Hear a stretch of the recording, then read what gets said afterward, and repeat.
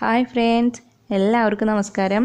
അപ്പോൾ ഇന്ന് ഞാൻ ഉണ്ടാക്കുന്നത് കൊള്ളി വറുത്തതാണ്. ചില നാടുകളിൽ കപ്പ വറുത്തതെന്നും പറയും. അപ്പോൾ നല്ല ടേസ്റ്റ് ആയിട്ടുള്ളൊരു ചിപ്സാണല്ലോ. നമ്മൾ ചായയുടെ ഒപ്പം കൂടെ കഴിക്കാനായിട്ട് നല്ല ടേസ്റ്റ് ആയിട്ടുള്ളൊരു ചിപ്സാണ്. അപ്പോൾ ഇത് ഉണ്ടാക്കാൻ വളരെ വളരെ സിമ്പിളാണ്. അപ്പോൾ നമുക്ക് നോക്കാം ഇതെങ്ങനെ ഉണ്ടാക്കാമെന്ന്. അപ്പോൾ ഞാനിവിടെ കുറച്ച് കപ്പ തൊലിയെല്ലാം കളഞ്ഞ് നന്നായി കഴുകിയെടുത്തിട്ടുണ്ട്. കഴുകിയെടുത്തതിന് ശേഷം ഇതിലെ വെള്ളമെല്ലാം നന്നായി ഒന്ന് തുടച്ചെടുക്കണം. ഒട്ടും വെള്ളമൊന്നും പാടില്ല കപ്പയുടെ മേലെ. അതിനുശേഷം ഇത് കട്ട് ചെയ്തെടുക്കാം. ഇപ്പോൾ നിങ്ങളിൽ കപ്പ കട്ട് ചെയ്യണ കട്ടിംഗ് ബോർഡ് ഉണ്ടെങ്കിൽ അത് വെച്ചിട്ട് കട്ട് ചെയ്യാം. അല്ലാന്നുണ്ടെങ്കിൽ കൈകൊണ്ട് ഇതേപോലെ കട്ട് ചെയ്തെടുക്കാം. ഞാനിപ്പോൾ കൈകൊണ്ടാണ് ഇത് കട്ട് ചെയ്തെടുക്കുന്നത്. ഒരുപാട് നൈസാക്കേണ്ട, എന്നാൽ ഒരുപാട് കട്ടിയിലും ആവാത്ത രീതിയിൽ വേണം കട്ട് ചെയ്തെടുക്കാനായിട്ട്. അതിനുശേഷം ഇത് തിരിച്ചിട്ടിട്ട് നീളത്തിൽ കട്ട് ചെയ്തെടുക്കാം. അപ്പോൾ ഇതും ഒരുപാട് നൈസാക്കണ്ട, എന്നാൽ അധികം കനത്തിലും അല്ലാതെ രീതിയിൽ ഇതൊന്ന് കട്ട് ചെയ്തെടുക്കാം. ഇപ്പോൾ ബേക്കറിയിൽ നിന്നൊക്കെ മേടിക്കുമ്പോൾ കിട്ടുന്ന കൊള്ളി വറുത്തതിൻ്റെ ആ ഒരു കനം അറിയാലോ, ഏകദേശം ആ ഒരു കനത്തിലായിട്ട് തന്നെ നമുക്കിതൊന്ന് കട്ട് ചെയ്തെടുക്കാം. അപ്പോൾ ഞാൻ എല്ലാ കപ്പയും ഇതേപോലെ നീളത്തിൽ പീസാക്കി എടുത്തിട്ടുണ്ട്. അതിനുശേഷം ഞാൻ ഒരു പാത്രത്തിലേക്ക് കുറച്ച് ഉപ്പും കുറച്ച് മഞ്ഞൾപ്പൊടിയും കുറച്ച് വെള്ളവും കൂടി നന്നായി മിക്സ് ചെയ്ത് വെക്കുന്നുണ്ട്. അപ്പോൾ ഇതിന് പ്രത്യേകിച്ച് അളവുകളൊന്നുമില്ല. ഇത് നമ്മൾ കപ്പ വറുക്കുന്ന നേരത്ത് കായൊക്കെ വറുക്കുന്ന പോലെ കുറച്ചൊന്ന് തെളിച്ച് കൊടുക്കാൻ വേണ്ടിയിട്ടാണ്.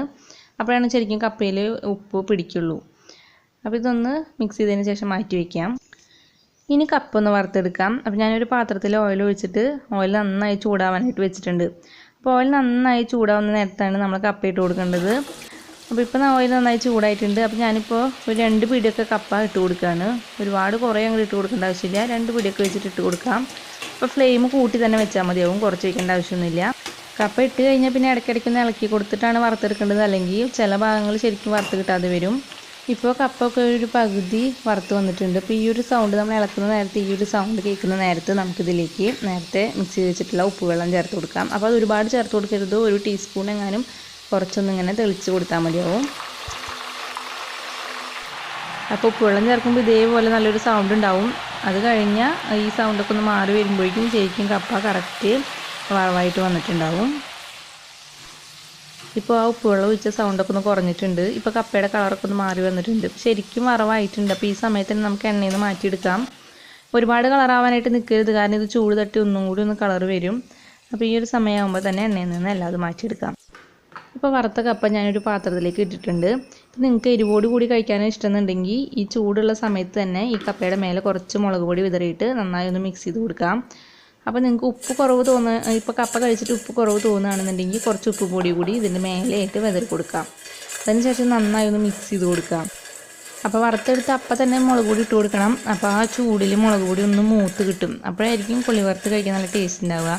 അപ്പോൾ എരിവ് ഇഷ്ടമുള്ളവർ ഇങ്ങനെ ചെയ്യുക, എരിവ് വേണ്ടാത്തവർക്ക് വറുത്തെടുത്ത് അപ്പം തന്നെ കഴിക്കാവുന്നതാണ്. അപ്പോൾ ഈ ഒരു രീതിയിൽ എല്ലാ കപ്പയും വറുത്തെടുക്കാം. വറുത്തെടുത്തപ്പോൾ തന്നെ മുളക് പൊടിയും വിതറി കൊടുക്കാം. അതിനുശേഷം വറുത്തെടുത്ത വെളിച്ചെണ്ണയിലേക്ക് ഞാൻ കുറച്ച് കറിവേപ്പില ഇട്ട് കൊടുക്കുകയാണ്. അപ്പോൾ കറിവേപ്പില ഒന്ന് ഇട്ടപ്പോൾ തന്നെ നമുക്കിതൊന്ന് കോരിയെടുക്കാം. അതിനുശേഷം നമ്മൾ വറുത്ത് വെച്ചിട്ടുള്ള കപ്പയിലേക്ക് ഇത് ഇട്ട് കൊടുക്കാം. അപ്പോൾ കറിവേപ്പിലയുടെ മണം കൂടി വരുമ്പോൾ കപ്പ വറുത്തത് നല്ലൊരു ടേസ്റ്റും നല്ലൊരു മണമായിരിക്കും. അതിനുശേഷം ഇതെല്ലാം കൂടി നന്നായി ഒന്ന് മിക്സ് ചെയ്ത് കൊടുക്കാം. അപ്പോൾ ഇത് നല്ല ക്രിസ്പി ആയിട്ടാണ് ഇരിക്കുന്നത്. ഇപ്പോൾ ഈ ഒരു സൗണ്ട് കേട്ടാൽ തന്നെ നിങ്ങൾക്ക് മനസ്സിലാവാം കപ്പ വറുത്ത് നല്ല ക്രിസ്പി ആയിട്ടാണ് ഇരിക്കുന്നത്. അപ്പോൾ ഈ കപ്പ വറുത്തതിൻ്റെ ചൂടൊന്ന് പോയി കഴിയുമ്പോൾ ഒരു ടിന്നിലോ അല്ലെങ്കിൽ കവറിലോ ആക്കിയിട്ട് എടുത്ത് വയ്ക്കാവുന്നതാണ്. അപ്പോൾ എൻ്റെ ഈ വീഡിയോ ഇഷ്ടപ്പെട്ടിട്ടുണ്ടെങ്കിൽ ഈ വീഡിയോയ്ക്ക് ഒരു ലൈക്ക് കൊടുക്കുക. അപ്പോൾ നിങ്ങൾ ഇതുപോലെ ഉണ്ടാക്കി നോക്കിയിട്ട് നിങ്ങളുടെ അഭിപ്രായങ്ങൾ എന്നെ കമൻസ് ആയിട്ട് അറിയിക്കുക. പിന്നെ എൻ്റെ ചാനൽ സബ്സ്ക്രൈബ് ചെയ്തിട്ടില്ലെങ്കിൽ പ്ലീസ് എൻ്റെ ചാനലൊന്ന് സബ്സ്ക്രൈബ് ചെയ്ത് എന്നെ ഒന്ന് സപ്പോർട്ട് ചെയ്യുക. അപ്പോൾ ഇനി വേറൊരു വീഡിയോ ആയിട്ട് കാണാം. അതുവരേക്കും എല്ലാവർക്കും ബൈ.